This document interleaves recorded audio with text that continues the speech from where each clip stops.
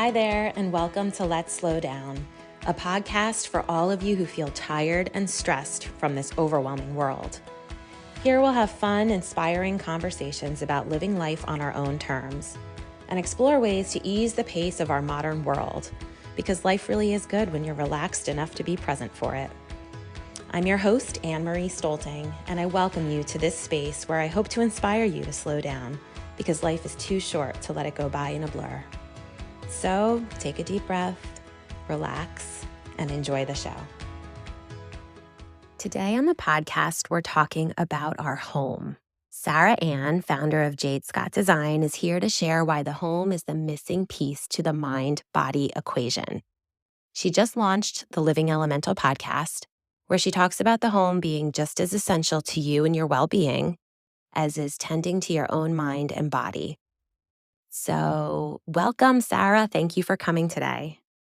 Thank you. Thank you for having me. I love talking about all this, so it's going to be a good conversation. I was excited to come on because I love the concept of your show about slowing down, because so many of us, including myself, really struggle with this. And I was thinking about your show a little bit, and it's interesting because we can certainly work with our home to kind of introduce this, slowing down. I think it's a great place to play in the home for this. And we can certainly talk about this. But I think there's also, there's like good busy and there's bad busy, right? Recently, well, I'd say over the last year at the end of the summer, I took a lot of time off. I took about 6 months off from taking on new clients. And because I was in that, gerbil wheel, where it's just, yep, we can do it. Yep, yep, yep. Add it on the list, add it onto the schedule. That I kind of lost sight of, my missions and my values as my business. And I was just saying yes to everything. And part of that was because I left my corporate job and I decided to take the business full time. And so I was like, I'm saying yes to everything. I let fear set in and was like, I got to make this work. Right. But luckily I know you're big into self-development and all of that, thank God I had a lot of that already going on, that I was able to recognize, whoa, we got to slow this down. Yeah.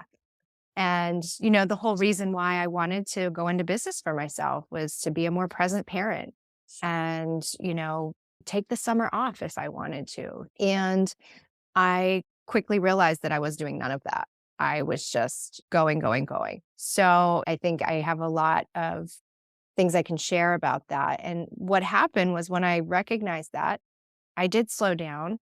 And like I said, I took 6 months off. That was like the scariest decision because, like I'd said, I just left my corporate career. Right. But it was also the best thing I ever did. And it brought me so much clarity. I was really struggling in my business. Like, who was my target audience? Like, who are my clients? I thought I knew, but I wasn't sure. And I wanted to do a whole rebrand. And I worked with an incredible website designer who's also a branding strategist. And I sat down to do her branding workbook, and it just poured out of me. That client that I wrote about didn't even exist. It was just, I created it in that moment. And I sat down, and one day, all the questions you need to ask yourself when you're starting a business that I've always kind of answered in the past, it was just like in 20 minutes, boom, the workbook was done. And I was like, oh my God, I just created everything I ever needed to do. Just crushed Because I gave myself space. And, just like mental space or, physical space in your home, if it's cluttered and there's too much going on, we're not making room for anything to come into us, So yeah, I mean, that's been, and now that I've relaunched and, kind of kicked things off again in January, we're now going into April, and things are ramping up again. And I'm immediately noticing okay, we got to pump the brakes. It's spring. I'm an interior designer. So, projects start kicking off. This is the time clients are reaching out again. And I got to make sure I got to keep myself in check. Slowing down is so essential. It is. And it's hard, especially you have kids, you have a lot of living going on.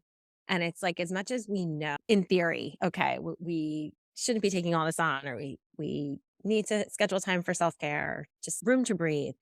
But putting that into action is really challenging. So It is. as you go into this spring now, your busy season, what are some things that you're doing a little differently to avoid that burnout type feeling? Yeah, I mean, when it comes to booking clients and projects, it's really about spacing them out, being realistic. I'm a yes person. I would say yes to everything and everyone. And there's good and bad with that. Mhm. But I wasn't giving myself enough time. And then I would just immediately hit overwhelm. So just, booking out. I have 2 projects now, and now I'm not going to take anything till June. And even then, I want that to be kind of slow because my kids will be home and we're going to want to do stuff and I want to be free and I don't want to be tied to my laptop. So just recognizing, just thinking a little bit more ahead, I think Mhm. is something that I never did. I struggled at first with being just in the present moment, right? But again, there's that balance. You want to stay present and focused, but you have to think ahead just a little Yep. bit. Just enough so you can stay present and focused, right? Exactly. Right. Right. Yeah.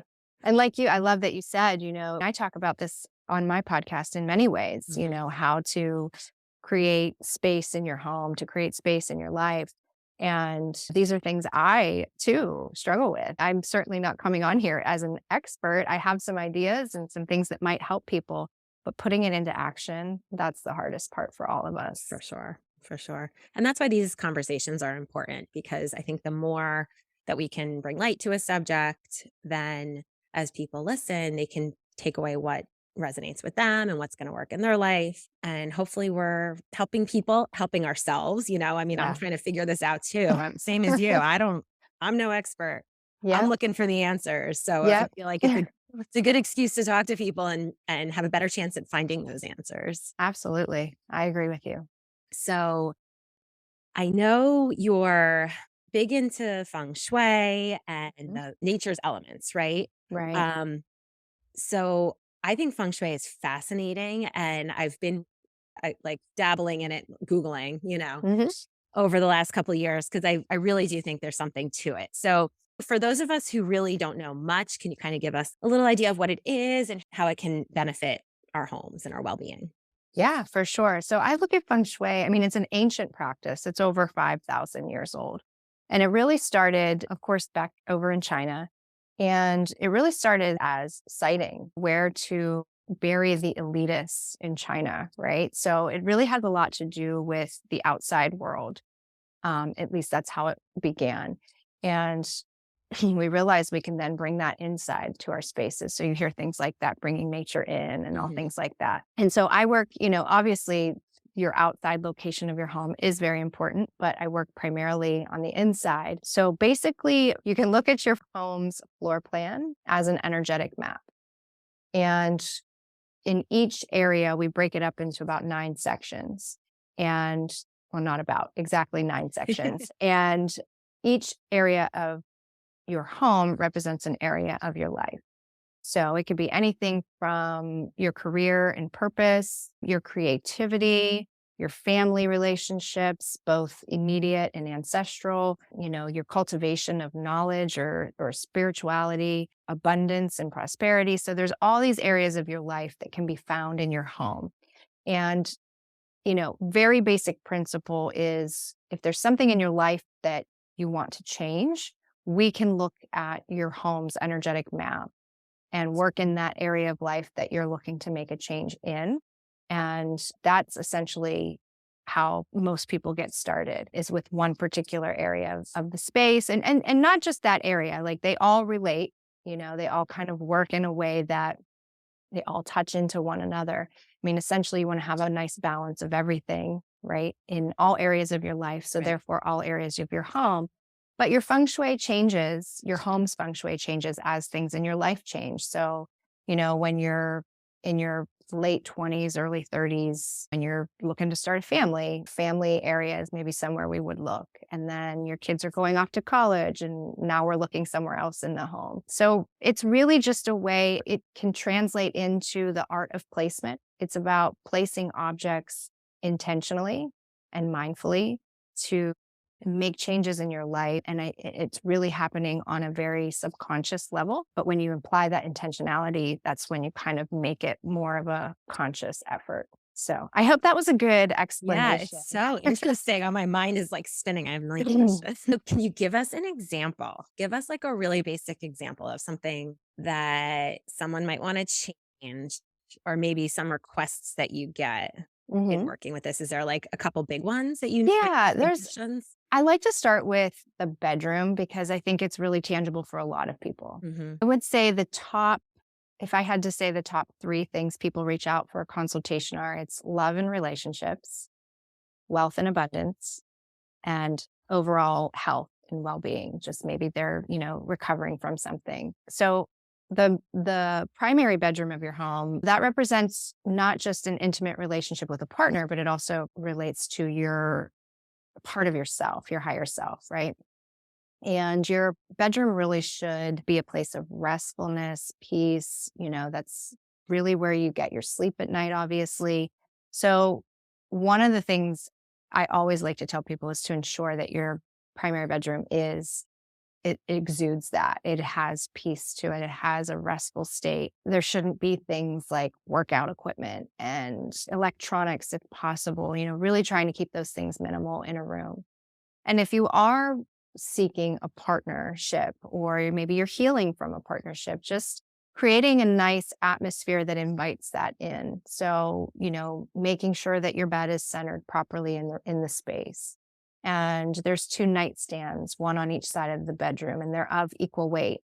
We see this a lot in marriages where maybe there's a dominant partner, and, we can sometimes see like, well, you got the bed pushed up against the wall. You only have one nightstand here, right? So that partner who always sleeps against the wall is probably not the dominant partner. So that's just a really good Mm-hmm. example Yeah, of it's very how clear.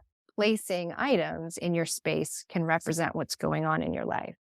So with the bedroom, I think it's a really easy place to start for a lot of people. And if the bedroom as itself, like as a whole, feels a little too big or overwhelming to undertake, like maybe there's a lot of clutter, like you haven't cleaned out your closets in 20 years and you still are keeping those jeans you wore when you were like 16, right? Like these are things you have to go through. Clutter is like a huge part of our practice, and not clutter in a negative sense. We all have some clutter, right? That's never going to ever go away, but really being mindful about what the clutter is and what your emotional attachment is to it. So, cleaning out closets, going through old clothes, old photos, memories, childhood memorabilia. So many people keep childhood memorabilia in their bedrooms. And that, the bedroom being a representation of self, like what are you still holding on to from childhood that maybe is clogging up the pipes a little bit and is not allowing you to move forward, right? So it's embracing forward momentum, and whatever we're holding on to is parts of our past that we're holding on to. So decluttering the bedroom again with, just energetic things like exercise equipment and electronics, all of that should definitely not be in there. And just making sure that look at like the things on your walls. A lot of artwork and symbolism plays on our subconscious mind. We don't necessarily realize it, but having, say, again, you're single and you're looking for a partnership, but you have this, piece of art that you picked up. Maybe it was passed down to you or you picked up at a flea market. And it's like this lonely lady in like a hat, and she's looking down at the ground, like At her sad, cats. like that. Yeah. People don't pick up on that, but it's okay to love that piece of art. But your bedroom, when you're seeking a partnership, is probably not the best place for it. So it's just really paying attention to what's playing out in your mind. And it's really looking at your space through a very different lens, because it's just like everything. As you walk past it, it's something you walk past every day. You don't even think about it, but your subconscious does. It's still playing there. So, and when you make those changes, you're doing that with an intention. So when I work with clients, they might not necessarily see it for themselves, but I'm drawing them to it. And I'll just say, tell me about that piece of art. And then they'll be like, oh, and then it clicks. And You then gotta once let them it clicks, let the light bulb go on for themselves. right. Oh, absolutely. Absolutely. We never want to tell anybody what to do. It's all just an intuitive walkthrough of their home. their mind, right? That's really the job of a consultant. So yeah, the bedroom's a great one to start with. And it eliminates a little bit of the overwhelm when someone tries to look at their whole house like, oh my God, there's no way I could do all of this. Take it in little chunks. Yeah. How about the space under the bed? Because I read about that a little bit, and our bed has those drawers that you can keep Yeah. stuff in, but then I read that it's better to have a clear space under the bed. So what is the Yeah. So ideally, you would want to have some. So, chi is the term we use, which is energy. You want the chi to flow, especially as you're sleeping in bed at night. You just kind of want this. You just envision this like swirling, settling energy in your space. And so, in the bedroom, yeah, you want the chi to be able to flow naturally. Anything blocking the chi is blocking something in your life, right? So, but if you have the drawers and, sometimes storage is minimal. People who live in tighter apartment spaces, sometimes under the bed storage is necessary. Just really be mindful about what you're storing under there. Maybe it's just last season's clothing or extra bed sheets. Just don't let it be childhood memorabilia and divorce papers from your ex. And you know what I mean? So really just being mindful about what you're storing and where it's okay to store. Just that intentional aspect of it is important. Gotcha. Yeah. Makes sense. It's so interesting. Yeah. I mean, because subconsciously then when we're sleeping, what's going on, right? Yeah, exactly. And when you're sleeping, that's when you're most vulnerable to those subconscious things happening, right? That's how I want to clear everything. I'm going to go and clear everything out from bed. See what kind of sleep I get tonight. Exactly. You should. You should. Yeah. I mean, that's when you're sleeping, I mean, that your dreams are talking to you in your subconscious, right? So that's a big one. That's a big one. And again, like you could even just start with your nightstand. What's on top of your nightstand? What's just in that first drawer, right? Like I had just recently, like I had old pictures of like passed on pets and, my grandmother's Bible. And it's just like, okay, is this really the right space for this? Like maybe there's something better I could place in here. I certainly want to keep these things, but why are they right next to my head? Right. So again, it's just things like that. I'm a huge declutterer. That's kind of been my mission over the last couple of years, just to kind of simplify everything, right? Simplify the schedule, the mind, house. So it sounds like that is very much in line with your philosophy and with all of these traditions. So any tips and like how often do you go about doing this kind of stuff, like decluttering your own space? And then I know having a family, it's like your own stuff and everybody else's as within reason, obviously. Right. So what do you have to say about decluttering? So, well, it's funny because like I'm a huge declutterer, not just because of what I practice, but even before I, studied feng shui, I was always very like every 3 months, I was just get this stuff out of here. And I always joke because my husband is always like, yelling at the kids, like, hide your stuff. Mom's coming through. Like, and because I will, and my husband will still be like, he'll say to me, like, don't touch my stuff. Yeah. Like, My husband tells it. the kids not to sit still too long or I'll donate them. Oh my gosh. That's so funny. It's interesting because my daughter likes to hold on to everything. I have one of those too. And it's tough. There's a lot of like headbutting in that, but I'm really trying to just give her some autonomy and let her figure it out. There are times that I have to just shut her bedroom door because I can't even walk past it. It stresses me out so much. But she's her own person. So I just got to let her. I try. I really do try. So yeah, I mean, I personally declutter very often. It's great to do with the change of seasons, obviously. I think that's pretty natural for a lot of people, especially those of us who live in climates where the seasons change weather-wise. In a feng shui consultation, that's really step one.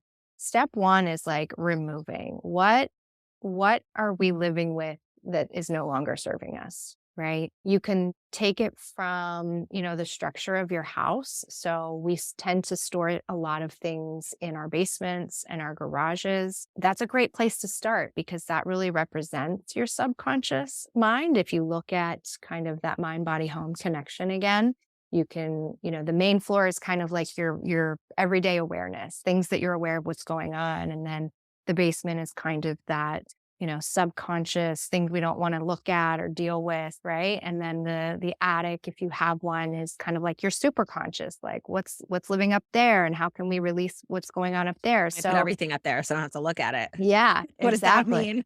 mean? Well, it could mean you just need to, maybe clear some things out if you're looking for expansion and forward momentum in your spirituality or that development. So that could be an area for you to look at. So you could look at it that way. You can look at it breaking down into levels of your home. But yeah, the attic and the garage are a great place to start. Now, I will say for me, when I go through things on my main floor, I tend to put a lot of things down in the basement because, maybe it's wintertime and I'm like not ready to like do a full donate situation. Like that's a lot of work. That's a lot of work, especially when you got kids growing as fast as they are and they go through their, things, their clothes, their toys. And so I tend to just get it out of the main area where I see it every day and it's cluttering up the house. Get it downstairs, but make a priority to get down there eventually and clear it out. So it's okay to use those spaces as storage, but make it temporary, right? Because I think over time we kind of forget about it and life gets busy, right? And we, 2 years later, we're like, oh my God, I can't even like get to the laundry room, That's kind of my situation right now, actually. I'm like waiting for spring. Me too. My daughter, so I have 3 kids and my son's in the middle. My daughters are 6 years apart. And as they get older, trends change quite a bit in 6 years. But when they were still pretty young, my youngest is only 8. So she can still wear a lot of like the hand-me-downs. I mean, jeans are jeans, leggings are leggings, but there's still so much to save and then to remember that you have to be so organized about it. Cause there's been times where I've gone and bought a new one and then I realized, oh, she already had a jacket she could have used and things like that. So sometimes it can be tricky. Yeah, kids make it tough. I don't know what it is. It's just, and it's those shoes. I don't know what it's like in your house, but the shoes in this house we all have like 15 pair of shoes. And then the sports, like the cleats and everything. Yeah. Like it was normal for me because I was like, oh, I'm a girl. I got boots, I got tennies, I got high heels, I got wedges, like kind of made sense. But now that I have 2 little ones that also live like that, it's like there's just shoes everywhere. So we have a couple baskets. We have one down in the basement, we have one up here in the main floor. It's just shoes galore. Yeah. I read something recently in regards to the kids and their stuff. My one who has a lot of stuff, she likes to also leave that stuff wherever she last was using it. So that makes me crazy after a while. And I read this thing and the mother had a huge basket, like the size of a laundry basket on the main floor. I think they had one upstairs and it was a bad word, so I won't say it, but it was the something basket, something basket. Yeah. And basically at night she would take like 10 minutes and she's like, this is not my job. I'm just throwing everything in here.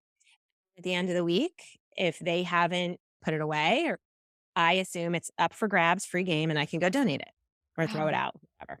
Wow. I like that. No. She took it to a whole nother level. She did.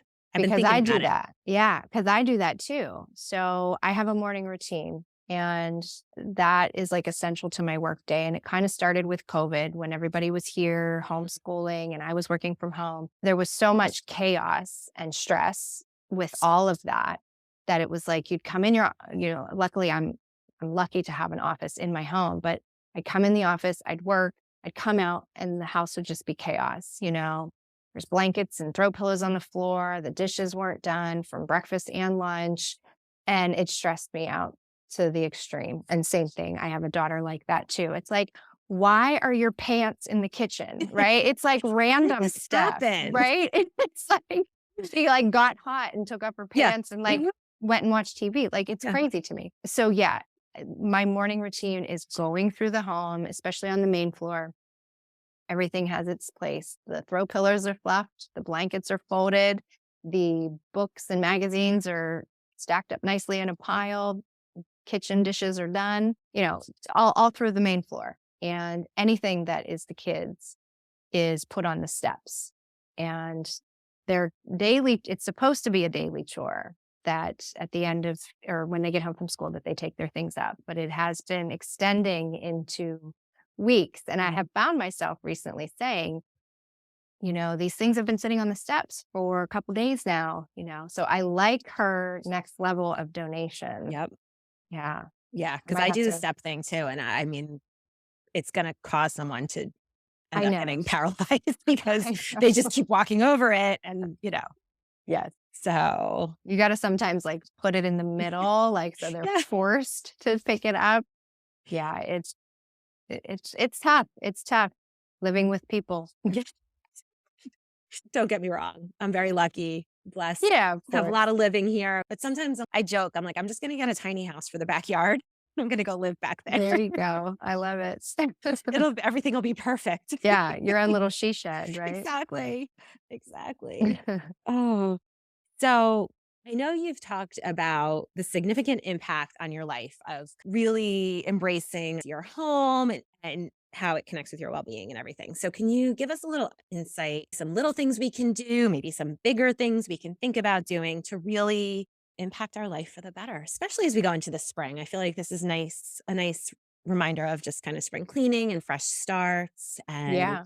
new seasons. Yeah, again, I think any change in season is a great time to like initiate that practice. And I think a lot Definitely. of us do that pretty naturally, Mhm. right? But you can think a little bit beyond just spring cleaning and I would say if there were some specific tips, if there's something maybe you're just like not clear on and things are just, you feel like you're pushing against a lot, whether it's, in your life or you have a business or your work, whatever, cleaning your windows is a big one. So again, that if we're thinking of the house as a structure of our body, the windows represent like our eyes, right? What are we not seeing?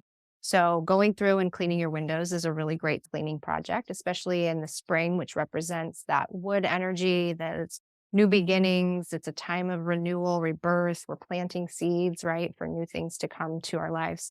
So cleaning your windows, your front entry also, we always hear about curb appeal, but really being able to see the front door and making sure it's welcoming and warming, right? And there's not a lot of clutter when you come on the inside. Again, cleaning down your front door. Those are all great things to do with the new year. They're also great things to do with the change of season in spring. Um, so yeah, I think the doors and windows are big. I also recently just talked about this in another episode. The spring is a really great time to clean your floors as well because your floors kind of represent that grounding energy that we need, that stabilizer, that nurturing those new ideas are that we're planting, right? So doing a really deep clean on your floors. And all of this is done with that intention, right? Having that little bit of understanding that, okay, like my home is here to support me and I'm going to treat my home with the same amount of respect that I want it to show for me, right? So spring cleaning is great. Decluttering is, we obviously just touched on.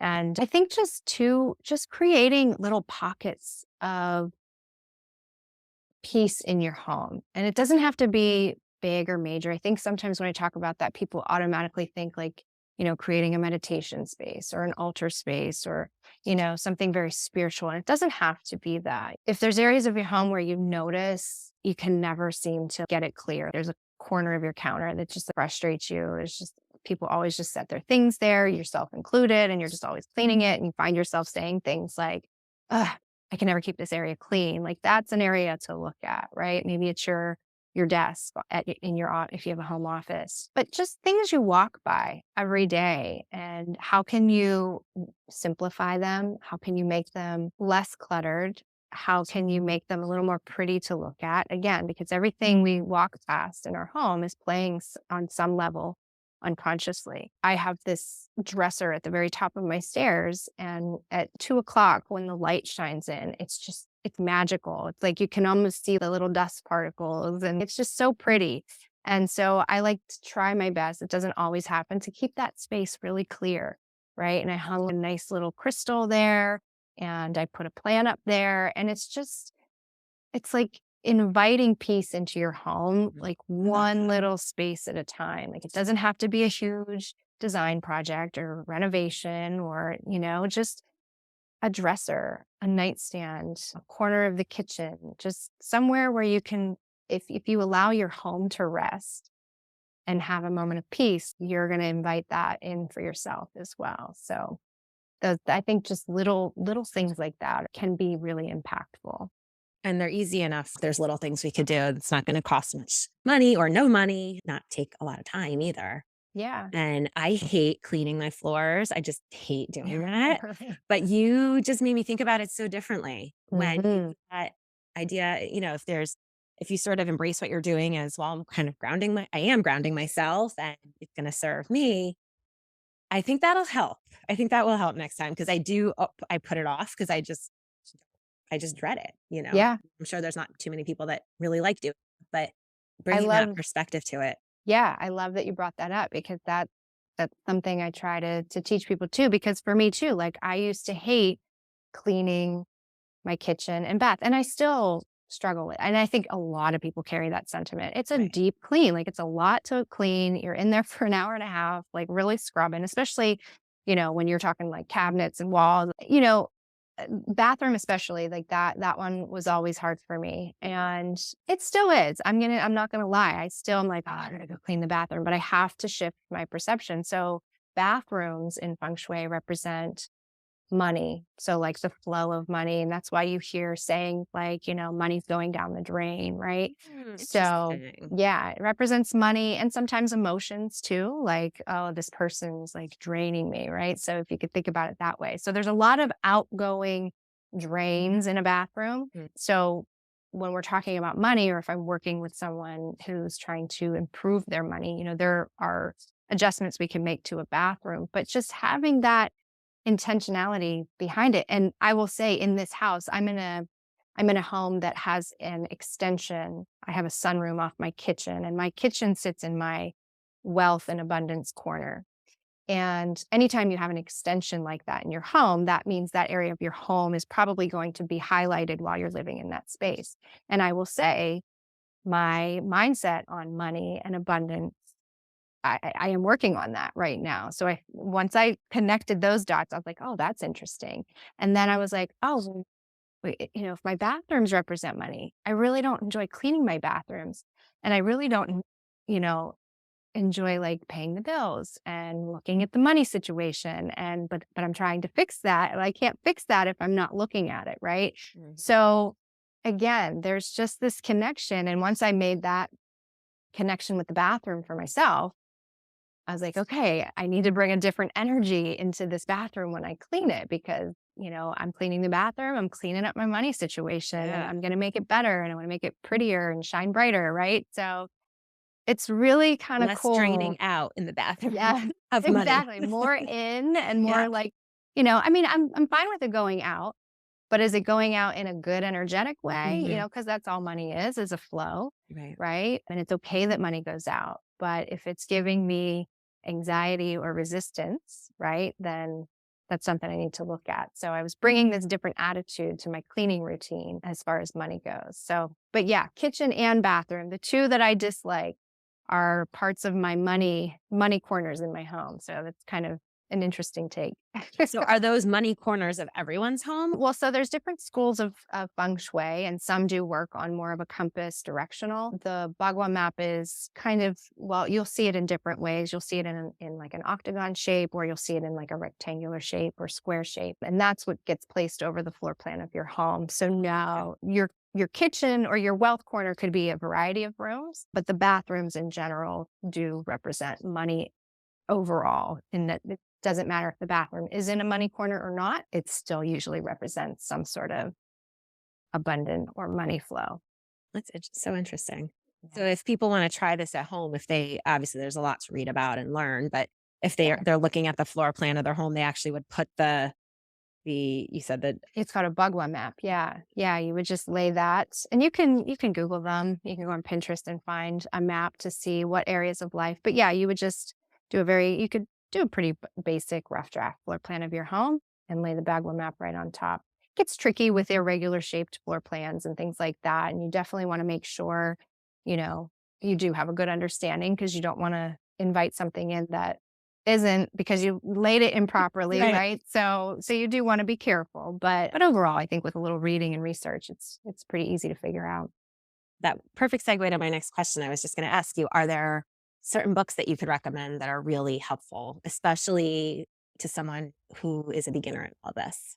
Yeah, for sure. So my feng shui instructor is also an author, and she's authored quite a few books. Her name is Tisha Morris. Her book that really put me in line with feng shui was called Mind, Body, Home.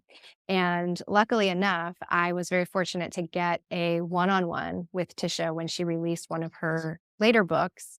And I very gratefully asked her. I loved Mind, Body, Home. The concept, the way you just kind of related everything together just really opened my eyes to a whole nother way of living, and did not really think that this would put me on a different career path. And I said, I really want to take what you started with the book and really run with it. And so she kind of gave me her blessing to go ahead and use the Mind, Body, Home and marketing and things like that, because it's so, when you think about it that way, you don't need to be so, spiritual or anything. It just makes sense, right? When you Yep. hear it, you're like, oh, wow, that makes a lot of sense. So Mind, Body, Home by Tisha Morris. That's a great one to start with if clutter is more of your concern or something you want to work on.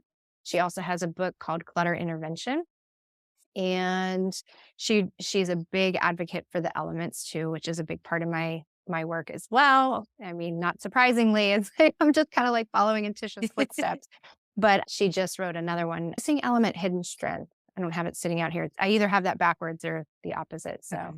but yeah, any of her books are wonderful. And once you start searching, you'll find more. They're all Right. good. They're all great.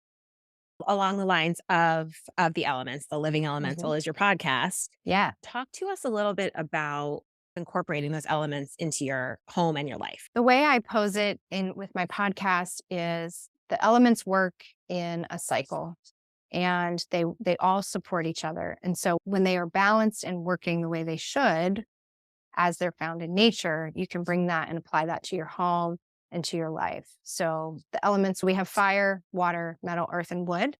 And depending on if it's a consultation type of situation, we can bring in certain elements to help balance a space. So like in the bathroom example, there's a lot of water element naturally, and usually metal, because there's usually obviously the pipes and the faucets and all of that. So there's usually a lot of water. Shower doors represent water, anything glass or mirror. So to balance that, we would want to add obviously some fire. So through candles, or you could even simple things with reds and oranges in your towels. But you could also do earth, because earth is the symbolism for earth is like a container. So if you thought of like a planter or something that a pot sits in, it contains the soil and the water and the plant itself. So earth elements and fire elements into a bathroom would be a nice balance of the elements. So when we have that balance, things in our life feel balanced, right? That's the way we use the elements in space, but we have elements in our personalities, right? In the way we work with people and how we relate to other people.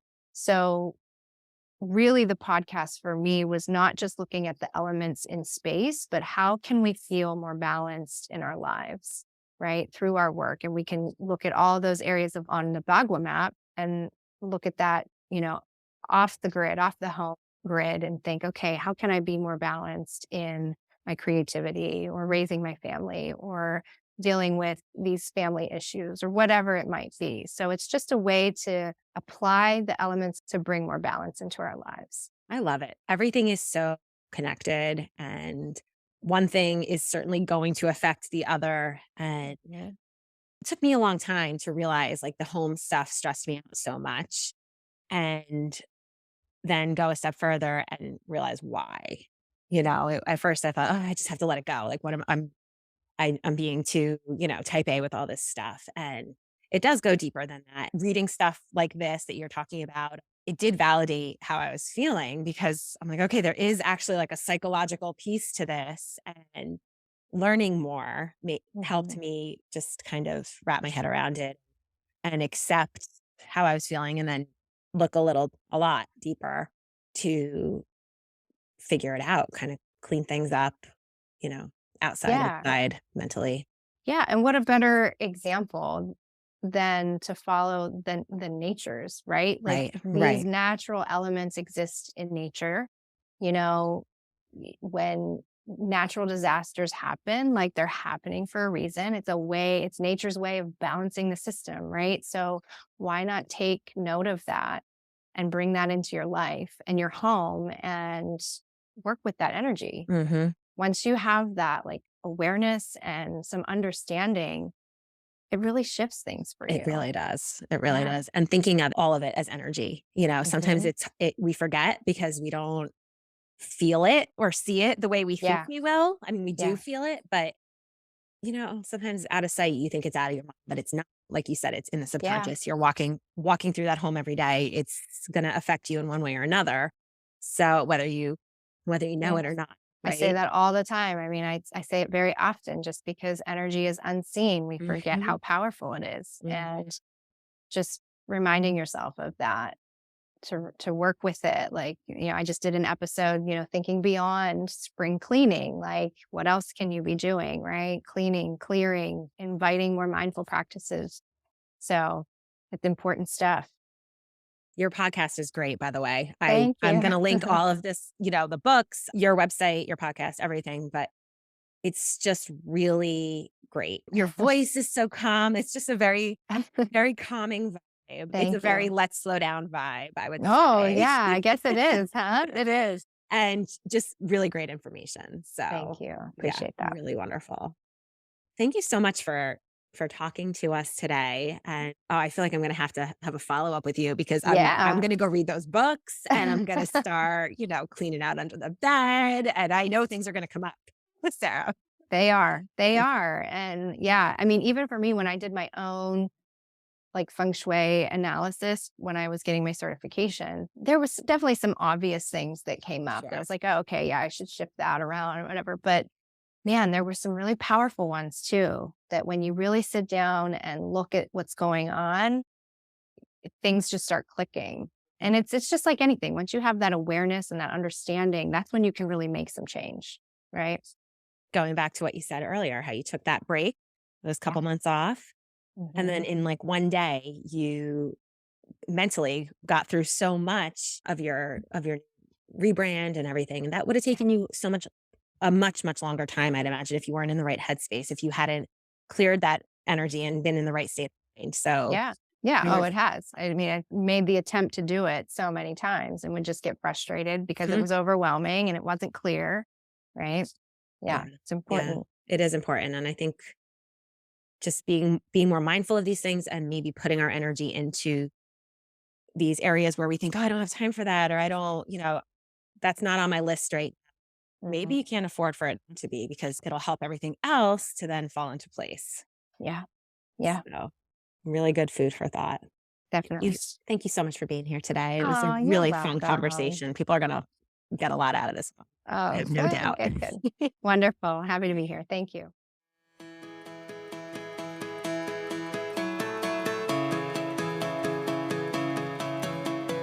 I hope you enjoyed today's episode and have been inspired to slow down and start living life at your own pace. As a brand new podcast, your listener voice matters. If Let's Slow Down is resonating with you, please take a minute to leave a review and rate us. Subscribe to the show wherever you listen and share it with friends. Remember, this is a process, so go easy on yourself. Be gentle and take all the space you need to thrive, because the world needs you to be at your best, to love and serve others and yourself.